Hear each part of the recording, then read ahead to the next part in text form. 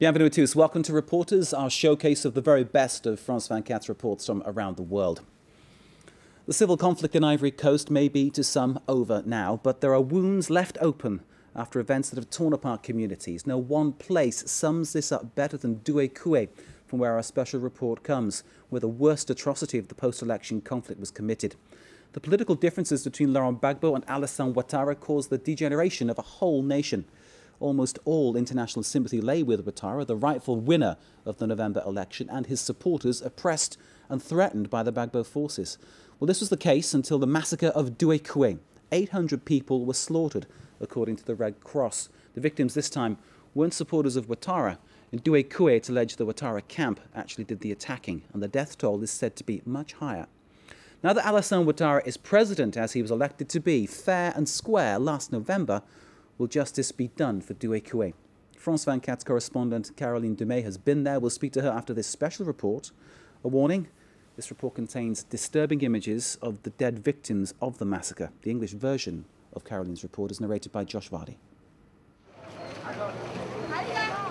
Thanks to the United Nations, the Catholic mission at Doué Koué is just able to get by because there are 30,000 people crammed in behind these walls.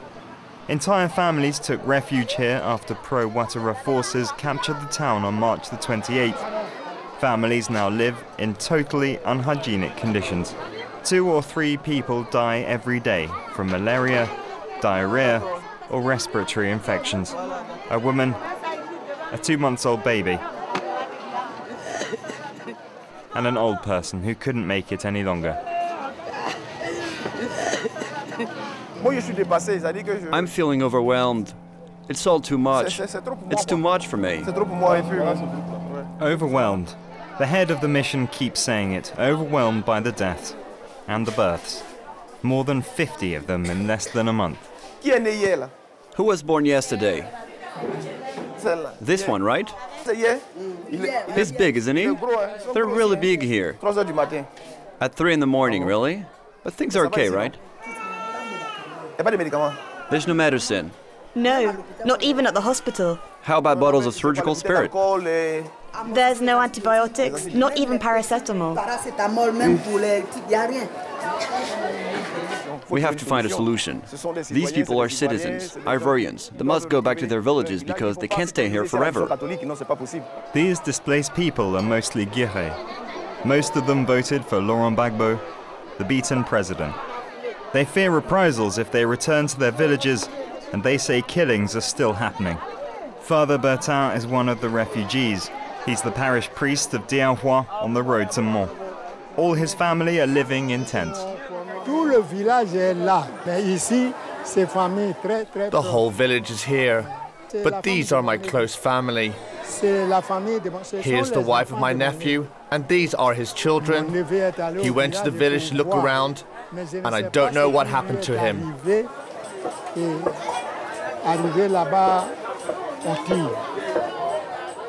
There was shooting, so he hid in the bush.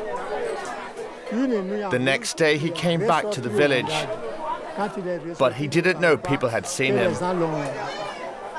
They followed him to the road, and they cut his throat and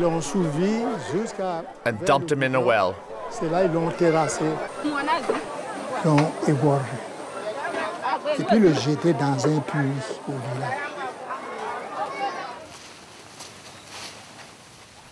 In the west, the village wells are filled with bodies.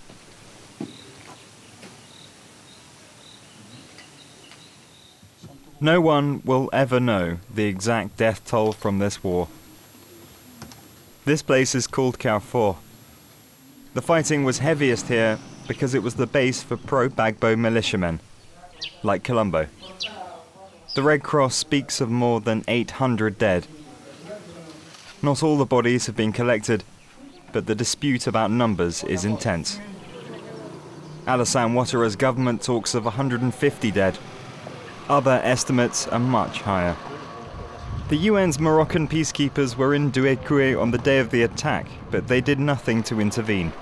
They insist that it's not in their mandate. 3 days after the attack, they helped to bury the dead, They say exactly 198 people. Regarding that 800 figure, I can't comment. The people who announce that number will have to back it up. The Moroccan officer agrees that other bodies could be buried elsewhere. Plus, there were victims in nearby villages where shocking things happened. Amnesty International calls it a manhunt. We came across a young man who still had dog's bite marks in his calves and legs. He stayed in the bush for more than a week, with the dogs chasing him the whole time. We had similar information from other villages about dogs hunting people who had left their houses. It's certain that civilians were executed, like this old man who was shot in the back, or this preacher whose position suggests he was trying to surrender. They weren't all combatants. That gentleman there was killed in front of me. He was sick and had an operation. I think he just left the hospital to try to find food, and he was shot down in front of me. Other witnesses told us that armed men wanted to see identity cards as though they were doing an ethnic check. Since they were looking for pro-Gbagbo militiamen, the soldiers were singling out young Guéché men to be dealt with. Dozens of people are still missing in these communities. The new authorities want people to return to their villages, which they say are safe. Father Bertin wanted to see for himself what was left of his village, so he set out for Diaroy.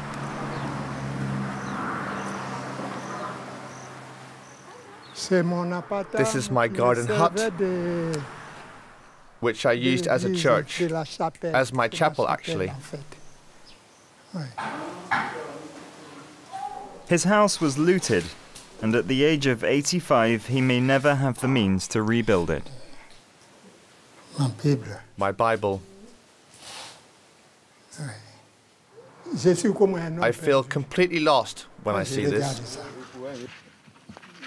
At least 20 people died in Diaroy. The village chief disappeared. The cocoa seedlings were destroyed, and all 6 of the village wells were poisoned by corpses. The stench is disguised until they can be emptied. The villagers all tell Father Bertin the same story. They attacked, they being President Alassane Ouattara's men. But also the foreigners, the settlers from the north who have rented fields here for decades and who are from the same ethnic group as the soldiers. They went looting together. There have always been land disputes here between indigenous people and settlers. Last November's elections made everything worse, with the locals voting for Gbagbo and the settlers for Ouattara. Then the fighting began.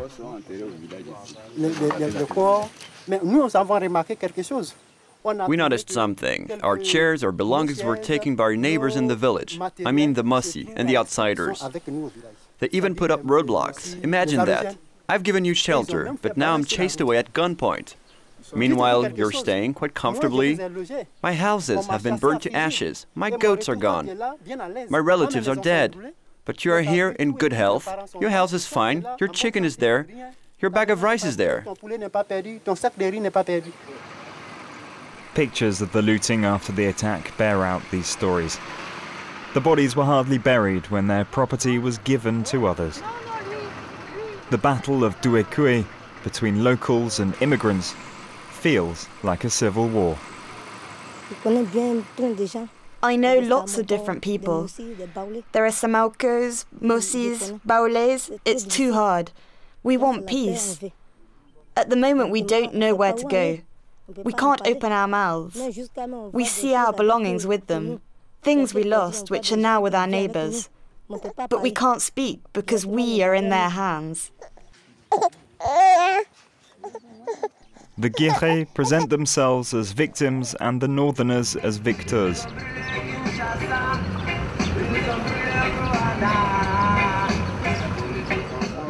Alassane Ouattara's Republican forces are patrolling non-stop in the west. They want to reassure the population. No, there's no problem. No problem. No, no problem. I'm fine. Before the Republican forces arrived, Duekwe was the stronghold for Liberian mercenaries. Laurent Gbagbo made it his rear headquarters. More than 5,000 militiamen were trained here. Very few arms were found, but the search goes on. Everyone calls me Mopti, and I'm in charge of security at Duekwe. We've come here to find out exactly what happened. There are wrongdoers here making mischief in these villages. We don't know them. So we are always asking what's going on. Security in this region is the new president's top priority. The time for fun and games is over. Our mission is to recover all the weapons. We want to explain so that people understand and lay down their arms. We will be very tough with those who refuse to understand. While the security forces continue to search, the new civilian authorities in Duekwe are gradually taking over.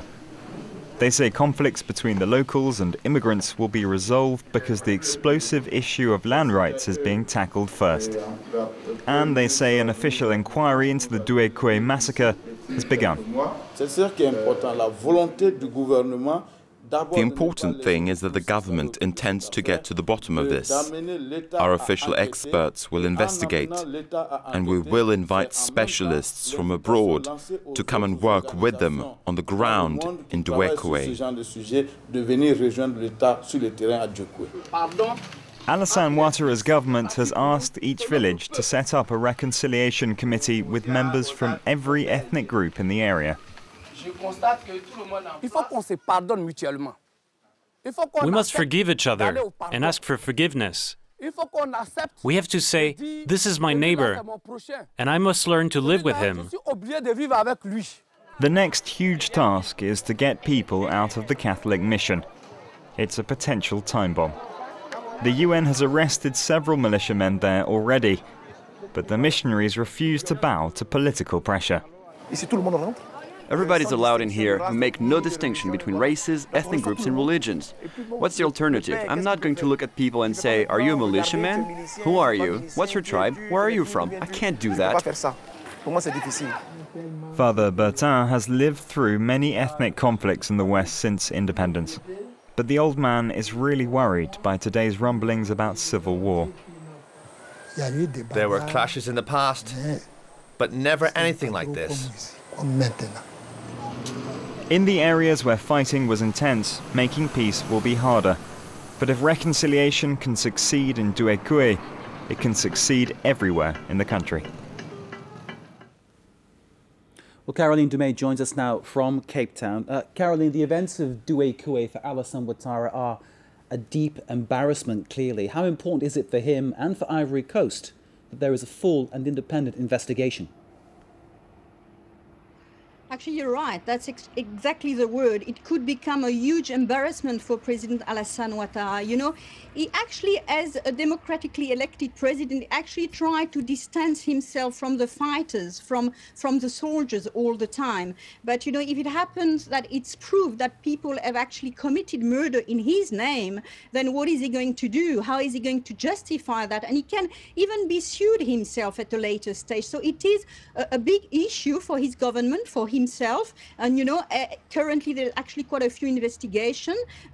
Obviously, Human Rights Watch, Amnesty International were on the site, but you also have a UN investigation. There was actually 3 experts that just arrived in Abidjan, and they're going to go all over the country for 3 weeks. They're actually not investigating only about the west of the country. They're going to investigate about all war crimes in the country, but still. And you know that we also heard that the ICC, the International Criminal Court, might also open an investigation in the west of the country. So these are all sorts of investigations that can lead to a serious embarrassment for President Alassane Ouattara. Caroline, your report contained many disturbing images of life and of death in and around Duekwe. Among those pictures, though, people were calling for reconciliation. How difficult is this going to be? Well, it's not for tomorrow. I mean, maybe the day after tomorrow, but you know, before reconciliation, first these people must have peace. And at the moment, it's not actually 100% secure. You know, these people in this Catholic mission, they don't want to go back home. First, because they have no place to go. I mean, somebody must help them reconstruct their house. I mean, they've lost all their belongings.